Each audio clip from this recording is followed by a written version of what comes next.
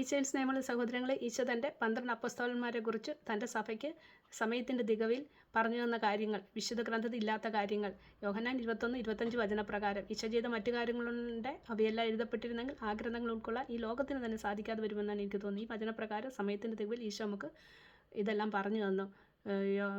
ലോകസ്ഥാനം വരെ എന്ന് ഞാൻ നിങ്ങളോട് കൂടി ഉണ്ടായിരിക്കുമെന്ന് ഈശോയുടെ വാഗ്ദാനം ഈശോ സഭയെ ഓർമ്മിപ്പിച്ചുകൊണ്ടാണ് ഇതെല്ലാം നമുക്ക് പറഞ്ഞു തന്നത്. സഭകളെല്ലാം ഒന്നിച്ചു ചേരണം.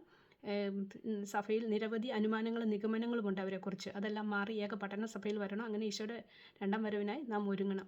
അതുകൊണ്ടാണ് ഇതെല്ലാം നമുക്ക് പറഞ്ഞു തന്നത്. അടുത്ത ദിവസം 4 ഷോർട്ട് വീഡിയോ ആയിട്ട് ഇവരെക്കുറിച്ച് ഉള്ള വിവരണങ്ങൾ സേവ ചാനലിലൂടെ റിലീസ് ചെയ്യുന്നതാണ്. ഈശോ എല്ലാ തലത്തിലുമുള്ള ആൾക്കാരെയാണ് തിരഞ്ഞെടുത്തത്. അതിൽ 4 മുക്കുവര് മാത്രമേ ഉണ്ടായിരുന്നുള്ളൂ. ബാക്കിയുള്ളവരെല്ലാം വേറെ ജോലിയിൽ ഏർപ്പെട്ടിരുന്നവരാണ്. ഇതെല്ലാം ഈശോ മനോഹരമായി നമുക്ക് പറഞ്ഞു തരുന്നുണ്ട്. ഈശോയ്ക്ക് കൂടാതെ ഈശോയ്ക്ക് 2 യാക്കോബുമാരുണ്ടായിരുന്നു, 2 ശിമിയോന്മാരുണ്ടായിരുന്നു, 2 യൂദാസുമാരുണ്ടായിരുന്നു. ഇതെല്ലാം അടുത്ത ദിവസം ഈ വീഡിയോകളിലൂടെ നമ്മൾ കേൾക്കുന്നതാണ്. കാനാൻകാരൻ ശിമിയോനെക്കുറിച്ച് 2-3 വാക്കുകൾ ഞാൻ പറയാൻ ആഗ്രഹിക്കുന്നു. കാനാൻകാരൻ ശിമിയോൻ എന്ന ഒരു ശിഷ്യനുണ്ടായിരുന്നു ഈശോയ്ക്ക്. അദ്ദേഹത്തെ കുഷ്ഠരോഗി എന്ന ശിമിയോൻ എന്ന് വിളിച്ചിരുന്നു, കാനാൻകാരൻ ശിമിയോൻ എന്ന് വിളിച്ചിരുന്നു, തീവ്രവാദിയായ ശിമിയോൻ എന്ന് വിളിച്ചിരുന്നു. എന്തുകൊണ്ടാണെന്ന് ഈശോ നമുക്ക് വ്യക്തമായിട്ട് പറഞ്ഞു തരുന്നു. അദ്ദേഹം ഒരു പണ്ഡിതനായിരുന്നു, ദേവാലയത്തിലെ പണ്ഡിതനായിരുന്നു. അദ്ദേഹത്തിന് കുഷ്ഠം പിടിച്ചു. അങ്ങനെ ദേവാലയത്തിൽ നിന്ന് അദ്ദേഹത്തെ അടിച്ച് പുറത്താക്കി. പിന്നെ ഗുഹകളിലാണ് താമസിച്ചിരുന്നത്.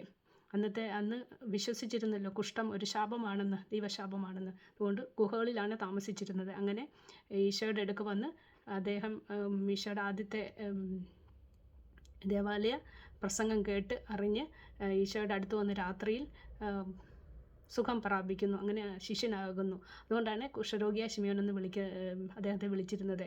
പിന്നെ കാനാൻകാരനായ ശിമിയോൻ എന്ന് വിളിച്ചിരുന്നത് അദ്ദേഹം ഒരു ലെബനോൻകാരനായിരുന്നു. ലെബനോൻകാരൻ അദ്ദേഹത്തിൻ്റെ അപ്പന് വിജാതീയയായ അടിമ കാനാൻകാരി സ്ത്രീയിൽ നിന്നുണ്ടായതാണ് ഈ ശിമിയോൻ. അതുകൊണ്ടാണ് കാനാൻകാരൻ ശിമിയോൻ എന്ന് വിളിച്ചിരുന്നത്. പിന്നെ തീവ്രവാദിയെ ശിമിയോൻ എന്ന് വിളിച്ചിരുന്നത് ഇദ്ദേഹം തീവ്രവാദിയല്ലായിരുന്നു. ഇദ്ദേഹത്തിൻ്റെ അപ്പൻ്റെ കുലത്തിൻ്റെ പേരാണ് തീവ്രവാദി എന്ന്. അതുകൊണ്ടാണ് ഇദ്ദേഹത്തിന് ആ പേര് കിട്ടിയത്. ഇതെല്ലാം ഈശോ വളരെ മനോഹരമായിട്ട് നമുക്ക് പറഞ്ഞു തരുന്നുണ്ട്. ഇത് ലാസറിൻ്റെ സ്നേഹിതനും അയൽവാസിയുമായിരുന്നു. അദ്ദേഹം കുഷ്ഠരോഗം മുക്തി നേടി വന്നപ്പോൾ ഈ വീടെല്ലാം ലാസറിന് കൊടുത്തിട്ട് ആ തുക ഈശോയ്ക്ക് പാവങ്ങൾക്കായി കൊടുക്കുന്നുണ്ട്. ഇതെല്ലാം മനോഹരമായി ഈശോ നമുക്ക് പറഞ്ഞു തരുന്നുണ്ട്. അതുകൊണ്ടാണ് കുഷ്ഠരോഗിയുടെ വീട്ടിൽ ബഥാനിയയിലെ തൈലാഭിഷേകം എന്ന ആ ഭാഗത്ത് കുഷ്ഠരോഗിയുടെ വീട്ടിൽ ഈശോ വിരുന്നിട്ടിരുന്ന കാര്യം പറഞ്ഞു തരുന്നത്. ഇതെല്ലാം വളരെ മനോഹരമായി ഈശോ നമുക്ക് പറഞ്ഞു തരുന്നുണ്ട്. അടുത്ത ദിവസം തുടർന്നുള്ള വീഡിയോയിലൂടെ നമുക്കിത് കാണാം. Thank you.